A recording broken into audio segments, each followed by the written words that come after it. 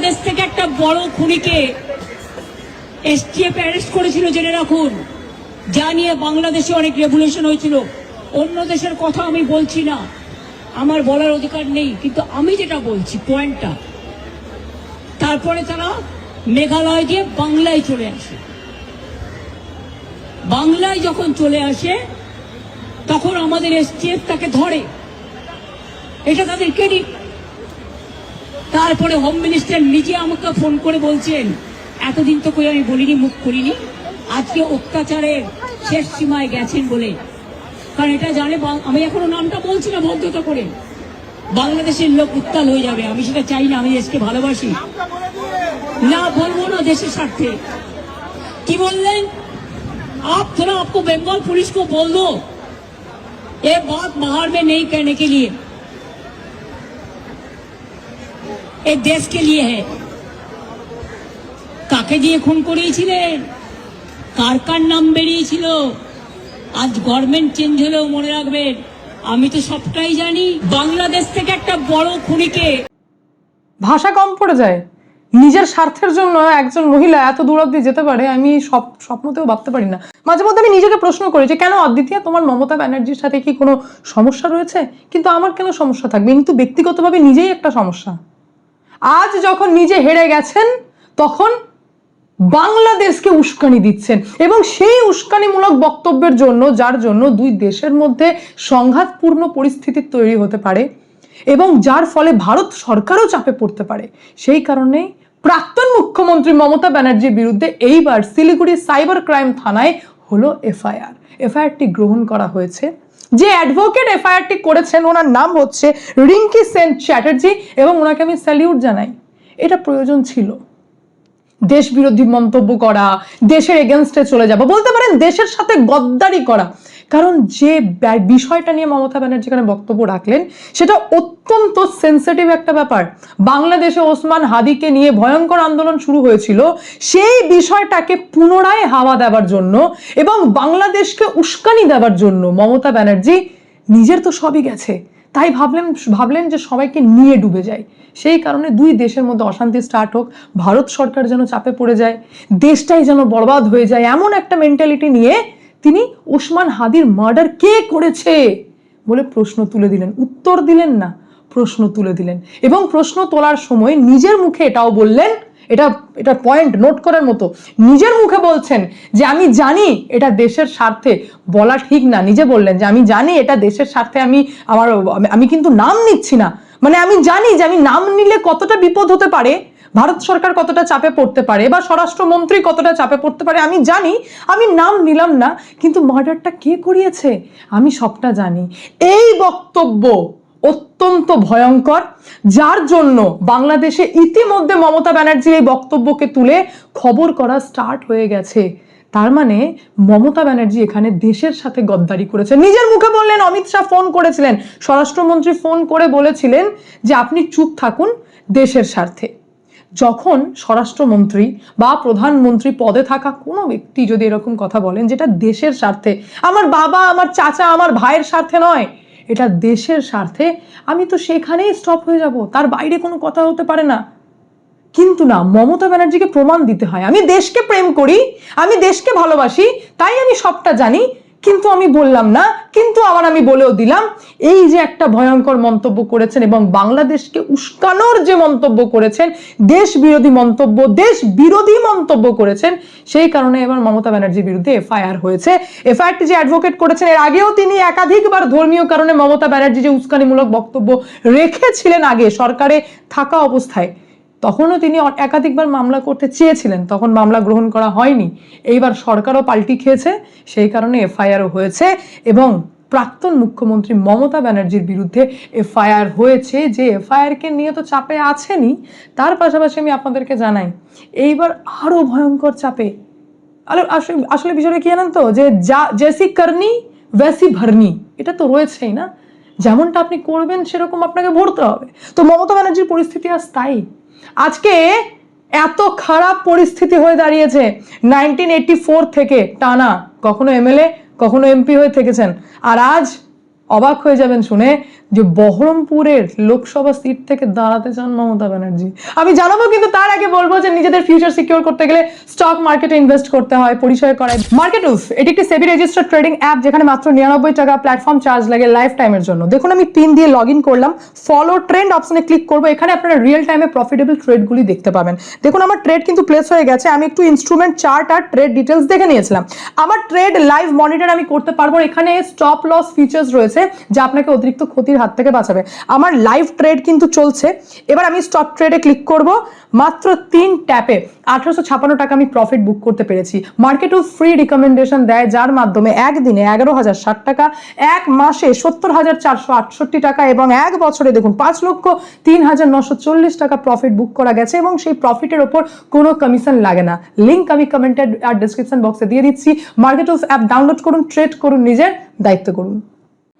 চলুন ভিডিওতে ফেরা যাক। তো যে বিস্ফোরক কথা আমি আপনাদের সামনে বললাম যে মমতা ব্যানার্জি 1984 পর থেকে কখনো এমপি কখনো এমএলএ ছিলেন, আর এইবারও বহরমপুরের লোকসভা সিট থেকে দাঁড়াতে চেয়েছিলেন মমতা বন্দ্যোপাধ্যায়। কারণ তিনি যদি এমএলএই না থাকেন, তিনি যদি এমপি না থাকেন, তাহলে লড়াই করাটা অত্যন্ত কঠিন হয়ে যাবে, কারণ তাকে কেউ মর্যাদা দেবে না।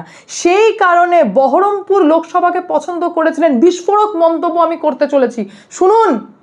ইউসুফ পাঠানকে পদত্যাগ করিয়ে মমতা ব্যানার্জি সেখান থেকে দাঁড়াতে চেয়েছিলেন। ভাবতে পারছেন আপনারা যে ইউসুফ পাঠানকে অফার করা হয়েছিল যে আপনি পদত্যাগ করুন, সেইখান থেকে মমতা ব্যানার্জি ইলেকশন লড়তে চান। এবং এর থেকেও বিস্ফোরক মন্তব্য এবার আমি আপনাদের সামনে করতে চলেছি। সেটা হচ্ছে মমতা ব্যানার্জির হয়ে দূত হিসেবে ইউসুফ পাঠানকে, এই যে মমতা ব্যানার্জি চান ইলেকশনে লড়তে এবং আপনাকে পদত্যাগ করতে হবে, এই খবরটি বহন করে নিয়ে যান আমাদের প্রত্যেকের সকলের প্রিয় সৌরভ গাঙ্গুলি। সৌরভ গাঙ্গুলি, যার পলিটিক্সের সাথে কোনো লেনা দেনা নেই, যিনি রাজনীতি পছন্দ করেন না, তিনি রাজনীতি করতে চান না, ওনার ভালো লাগে না, উনি গিয়েছিলেন দিদির দূত হয়ে ইউসুফ পাঠানের কাছে খবর পাঠাতে যে আপনি পদত্যাগ করুন। সেখান থেকে আমাদের প্রাণের দিদি, যার কাছ থেকে আমি 1 টাকা দিয়ে ল্যান্ড কিনেছিলাম, যে ল্যান্ডেরও হয়তো এবার ইনভেস্টিগেশন হবে, তদন্ত স্টার্ট হবে, তো সেই দিদি আমাকে এই খবরটি দিতে পাঠিয়েছেন যে বহরমপুর থেকে এইবার উনি দাঁড়াতে চান, সুতরাং আপনি পদত্যাগ করুন। ইউসুফ পাঠান রাজি হননি। ইউসুফ পাঠান পরিষ্কারভাবে জানিয়ে দিয়েছেন যে আমি এমপি রয়েছি, আমি এখন পদত্যাগ করতে পারবো না, কারণ মমতা ব্যানার্জিকে আর কেউ মানছে না। ওনার দূতের এই যে দেখলেন না আপনারা যে সিকিউরিটি কমিয়ে দেওয়া হলো, কমানোরই কথা ছিল। আপনি দূত হয়ে যেতে পারছেন, আপনি দূত হয়ে লন্ডনও ঘুরতে পারছেন, আপনি দূত হয়ে 1 টাকায় জমিও কিনতে পারছেন। তো সেই সৌরভ গাঙ্গুলির যখন রাজনীতির সাথে লেনা দেনা নেই, তো ভাই প্রোটেকশনের কিসের প্রয়োজন? আপনার প্রোটেকশনেরও প্রয়োজন নেই, আপনি নর্মালি থাকুন। পুরো বাংলার মানুষের ভরসা ভালোবাসাকে আপনি বিক্রি করেছেন, আপনি বোকা বানিয়েছেন বাঙালিকে, যে বাঙালিরা ঢেলে সৌরভ গাঙ্গুলিকে ভালোবাসা দিয়েছে, তারই পরিচয় আজকে দিলেন। আর আজ আমি আবারও মমতা ব্যানার্জিতে ফিরতে চাই যে ওনার অবস্থা এত খারাপ যে বসিরহাট, যেখানে হাজি নুরুল ইসলাম 56% ভোটে জিতেছিলেন, সেই জায়গাটাও ফাঁকা রয়েছে। চাইলে সেখান থেকেও দিদি কিন্তু বাই ইলেকশনে লড়াই দিতেই পারেন, কিন্তু বুকে অতটা সৎ সাহস নেই। দিদি ভাবছেন যে আমি ওখান থেকে দাঁড়ালেও হয়তো হেরে যাব। মানে কোনো সিট পশ্চিমবঙ্গে যেখানে 100% মাইনরিটি রয়েছে, সেই সিটকেই মমতা ব্যানার্জি চোখ বন্ধ করে ভরসা করতে পারেন, আদারওয়াইজ কোনো দিকেই দিদি আর ভরসা করতে পারছে না। এ তো গেল এমএলএ এমপি। দিদির দল হাত থেকে ছাড়া হয়ে গেছে, মানে হাত ছাড়া হয়ে গেছে। কারণ সব থেকে ভয়ঙ্কর পরিস্থিতি হচ্ছে যে দল যেখানে টাটা বাই বাই বলছে, ঋতব্রত বন্দ্যোপাধ্যায় যেখানে দলটাকে পুরোপুরি দখল করে নিয়েছে, সেই জায়গায় দাঁড়িয়ে এখন কালীঘাট থেকে খবর আসছে যে আমাদের দলের কয়েকশো কোটি টাকার ফান্ডের চাবি তাহলে কার হাতে যাবে? দিদির হাতে তো আর থাকছে না।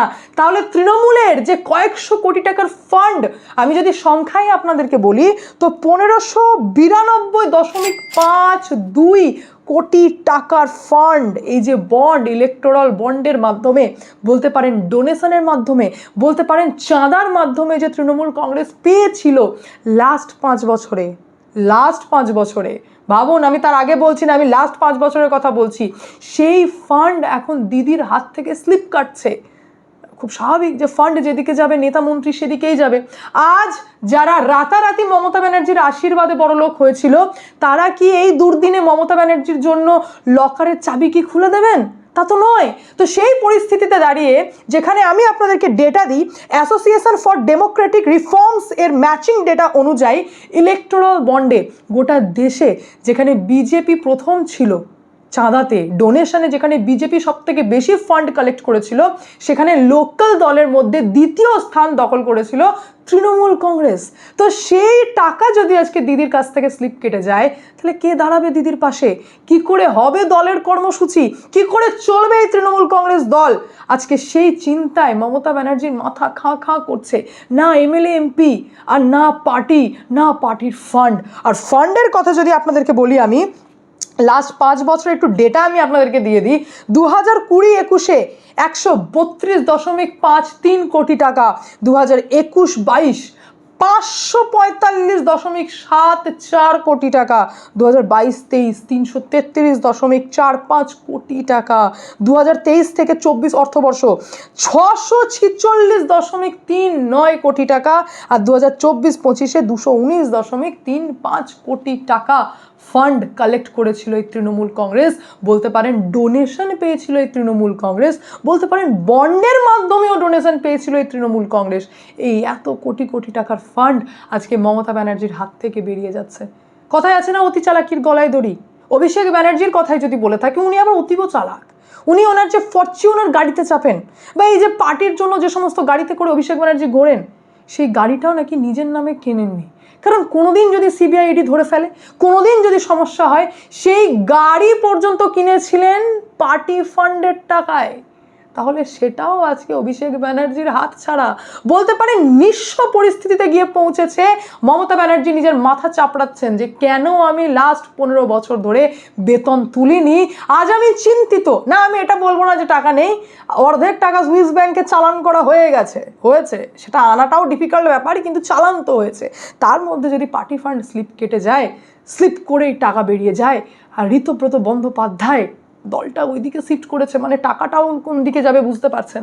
তো সেই জায়গায় দাঁড়িয়ে তৃণমূল কংগ্রেস করবে তো করবে কি? আজ আমি বলতে বাধ্য হচ্ছি যে বিজেপির হাত ধরেই তৃণমূল কংগ্রেসের শুরু ছিল, সেই বিজেপি কারণ হয়ে দাঁড়ালো তৃণমূল কংগ্রেসের এন্ডে। আজকে শেষ পরিণতি হয়ে দাঁড়িয়েছে তৃণমূল কংগ্রেসের, যেখানে কেউ পাশে নেই, না কোনো নেতা মন্ত্রী বিধায়ক তো ছেড়ে দিন, এখন পার্টি ফান্ডটুকু কার হাতে যাবে সেই চাবি যে মমতা ব্যানার্জির হাত থেকে স্লিপ করে যাচ্ছে। অথচ দিদি মাথা চাপড়াচ্ছেন, কিন্তু কিছু করতে পারছেন না, কারণ কিছু করার নেই। পরিস্থিতি এবং ভগবানের মার এটাকেই বলা হয়। যে জায়গা থেকে উড়িয়েছিলেন সেই জায়গাতেই আবার ফিরিয়ে দিয়ে ধপাস করে নামিয়ে দিয়েছেন। সামলান, কি করে সামলাবেন দেখুন, কি করে কি করবেন। অতীব বার বেড়েছিল অভিষেক ব্যানার্জির, সমস্ত মানুষের সামনে চিৎকার করে আম পাবলিককে বলছেন যে ইন্ডিয়া অ্যালায়েন্স আর আমাদের যদি সরকার হয় তাহলে বাড়িতে ঢুকে ঢুকে মারবো। আরে মূর্খের দল, বাড়িতে ঢুকে ঢুকে মারবো কাকে বলছিলে? সাধারণ লোককে, যার ভোটে এত লাফালাফি, যার ভোটে এত পাওয়ার, সেই সাধারণ মানুষকে বলছে বাড়িতে ঢুকে মারবো। এই সেম কথাটা তাপস পাল একটা সময় বলেছিল, সেও শেষ হয়েছে, মানুষকে চমকেছিল, মহিলাদেরকে চমকেছিল। আজ অভিষেক ব্যানার্জির এই বক্তব্যে তো শেষ হওয়াটা নিশ্চিতই ছিল, আর সেদিকেই এই দলটি গেছে। বাকি পুরো বিষয় নিয়ে আপনাদের কি মন্তব্য অতি অবশ্যই কমেন্টের মাধ্যমে জানান। আমি এখানে এন্ড করি, দেখা হচ্ছে নেক্সট ভিডিওতে। ভালো থাকবেন, সুস্থ থাকবেন, সঙ্গে অদ্বিতীয়া চ্যানেলকে অতি অবশ্যই সাবস্ক্রাইব করবেন, কারণ একটাই, যা হবে স্পষ্ট হবে। ইতিমধ্যে মার্কেট অফ অ্যাপটি 2 মিলিয়নের বেশি মানুষ ডাউনলোড করে ফেলেছে। এটি iOS এবং অ্যান্ড্রয়েড দুটোতেই অ্যাভেলেবেল রয়েছে। লিঙ্ক আমি কমেন্টে এবং ডেসক্রিপশন বক্সে পিন করে দিয়েছি, সুতরাং ট্রেড করুন, নিজের দায়িত্ব করুন।